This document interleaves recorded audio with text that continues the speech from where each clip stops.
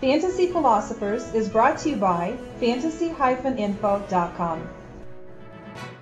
Michael Turner is probably the best pure touchdown maker in the NFL right now, and it was good that he was because he needed that early in last season, as in the first 6 games of the season he only had one 100-yard game, as he had 7 touchdowns though in that time.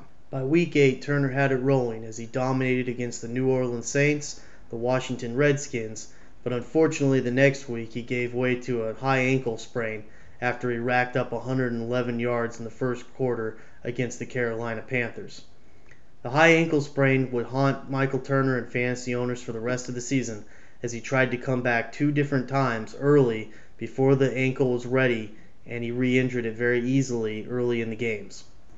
In May, Turner has pronounced that his ankle is 100% healed, and he also came out and admitted that he was overweight last season, and even at this time last season he was well overweight. This season he is very healthy, he's in good shape, so that is an added bonus for him. Also remember last year coming into the season, I believe he had the second hardest schedule to run against coming in. This year the Falcons are in the middle of the pack as far as schedule against, so that can't hurt Turner's odds for production this upcoming season.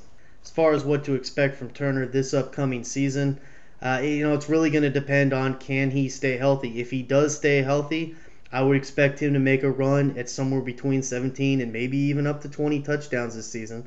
Remember, he had 10 in his first 8 games of play last year. So, he, like I said, early, he is probably the best pure touchdown maker around. The Falcons are maintaining that they want to try to keep his carries under 300 again this season, but they said that last year.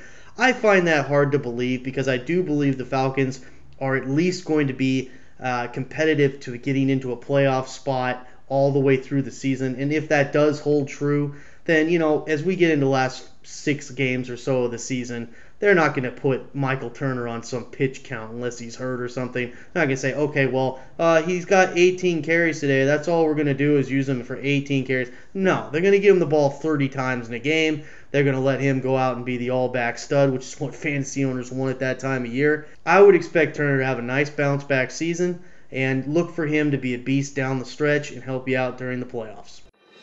For more fantasy football information, go to fantasy-info.com and sign up for our free e-newsletter. Good luck in your 2010 Fantasy Football League. As an added bonus, the Fantasy Info guys will include their 5 secret tips for success in fantasy football